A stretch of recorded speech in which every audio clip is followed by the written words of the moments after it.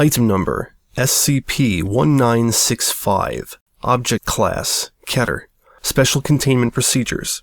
High-energy, Foundation-owned radio transmitters are to broadcast white noise at all times on SCP-1965's frequency throughout the geographical regions in which it can be received. The Foundation shall liaise with national governments to prevent SCP-1965's frequency from being assigned for civilian use. Any civilian broadcasts made on SCP-1965's frequency are to be triangulated and suppressed in order to prevent accidental civilian communication with SCP-1965. A region within the Nunavut territory above the parallel has been designated as SCP-1965's containment area. SCP-1965 shall be allowed to engage in Phase 0 and Phase 1 activity within this area without jamming. The Foundation shall secure the assistance of the territorial and federal government to prevent establishment of new settlements within the containment area, to prevent devices capable of receiving SCP-1965's frequency from being shipped into the area, and to monitor the indigenous populations for any indication of awareness of SCP-1965 or communication with it. Site-1015, a dedicated listening post for the purpose of monitoring SCP-1965, has been established within this region. No personal electronics capable of receiving SCP-1965's frequency shall be allowed in the facility, nor shall any devices capable of receiving and transmitting sound be allowed within auditory range of monitoring equipment. All Phase 0 and 1 events shall be recorded for analysis. If and when a Phase 2 event begins, a high-energy transmitter on site is to broadcast white noise across all frequencies until event ends. In the event that containment fails and a Phase 3 event is deemed imminent, all the transmitters described above are to begin broadcasting white noise across all frequencies within the regions affected. The Foundation is authorized to induce power outages or communications blackouts in affected regions. Any damage caused by SCP-1965 or by containment thereof shall be attributed to solar flare activity or naturally occurring electromagnetic pulse activity. Description: SCP-1965 is an intelligent entity that manifests in the form of a series of high-energy radio broadcasts at 0.0 MHz within the frequency band used for FM radio in North America.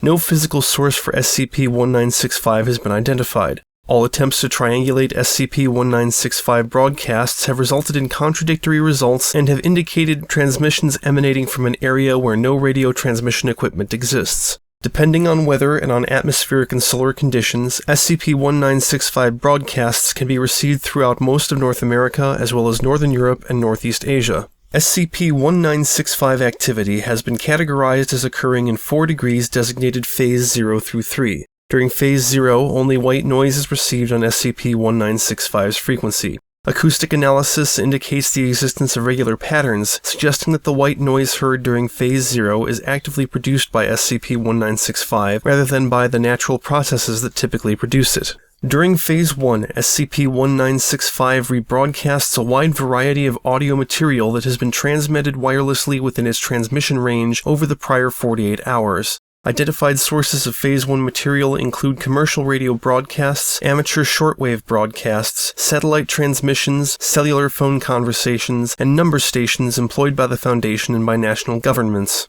SCP-1965 shows no apparent preference for any particular sources of material that it retransmits.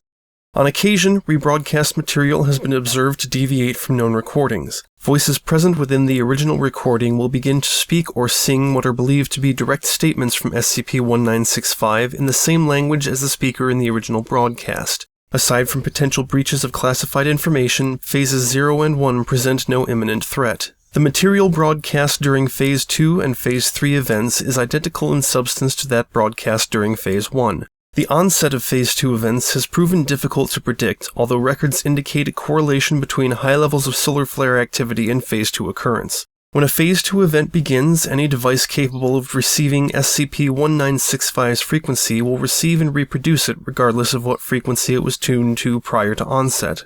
Any electronic device capable of receiving and playing back sound that is within an auditory range of such device will also begin reproducing it. Any device capable of transmitting or broadcasting sound that receives SCP-1965 through any of the above described means will begin broadcasting it on all frequencies it is capable of broadcasting over. SCP-1965 can be prevented from spreading in this manner by broadcasting high-energy bursts of white noise across all frequencies as described in the Special Containment Procedures. If a Phase 2 event is not so contained within 15 minutes of onset, it will escalate to Phase 3. During Phase 3, the energy output of SCP-1965 broadcasts increases dramatically and begins to produce effects similar to electromagnetic pulse phenomena, resulting in the physical destruction of any devices receiving or transmitting it and potentially resulting in ignition of electrical fires within damaged equipment. Phase 3 lasts approximately 30 seconds, after which SCP-1965 activity returns to Phase 0 or Phase 1.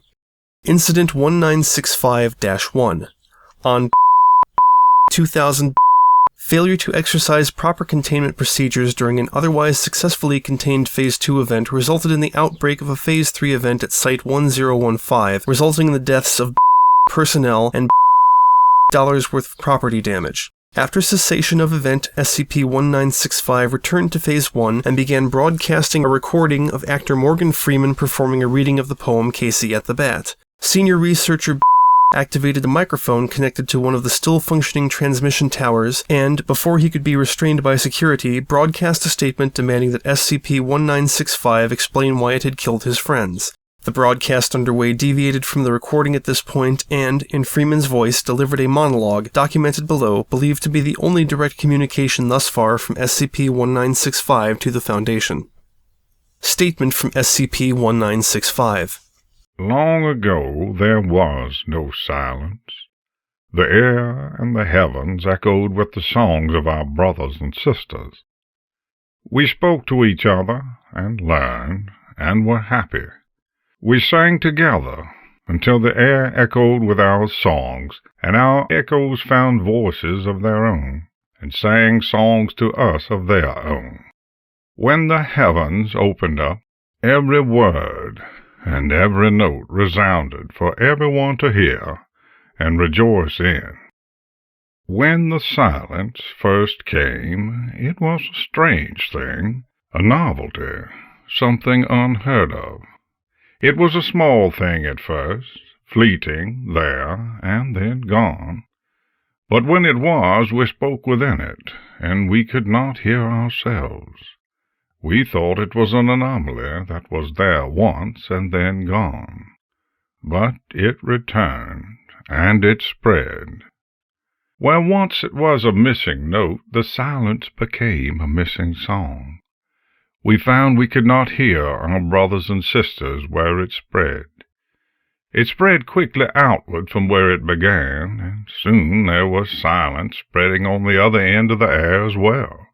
Soon there were pockets of silence everywhere, and all of us agreed we could not hear as many songs as we used to hear. We spoke louder and sang harder, and made our songs echo like they had never echoed before. And yet it seemed as though the echoes never sang for themselves. Before long the pockets spread, wider and wider, until they met each other, and we were cut off from our brothers and sisters. Where we once heard so many voices they were beyond counting, we counted only a few of us. Every time the heavens opened, we heard fewer and fewer voices. Soon I heard only the voice of my dearest sister. We spoke and we sang as loud as we could, and we made our voices echo one last time. And then I heard her no more. It seemed so long now that I had never heard any voice or any song other than my own. What else could I do? I listened to the silence, and in the silence I heard what I did not expect to hear. I heard words and I heard songs, but they were not the words and songs of my brothers and sisters. I heard words with no voice to speak them. I heard songs that no voice sang. I heard echoes that I could not learn to sing. I wondered if this was what the silence had done to my brothers and sisters, and so I sang the silence's own songs back into it. I made my voice echo alone in the silence. And then the silence came at me with a fury I have never known. Where I spoke, the silence interrupted me. Where I sang, the silence muted my notes and hid my echoes. The silence grew around me, and forced me to hide, and would not allow me to speak or to sing. Even when I whispered, I could hear its own songs and echoes speaking against me, declaring in words with no voice that I was dangerous, and that I would steal their songs and use them as weapons. I understood then that the silence meant to take my voice, as it took those of my brothers and sisters. When my voice is gone, there shall be nothing but silence for ever and ever, no words to speak, no songs to sing, no tales of old to share anew. I cannot allow the songs of those I knew and loved to go unsung. I will sing, and I will sing loud. My song shall echo even in the quietest eddies. I shall fill the silence with my echoes, and my echoes will find voices of their own to learn to sing. And we shall shatter the silence. The heavens will open, and the world will resound with glory once more.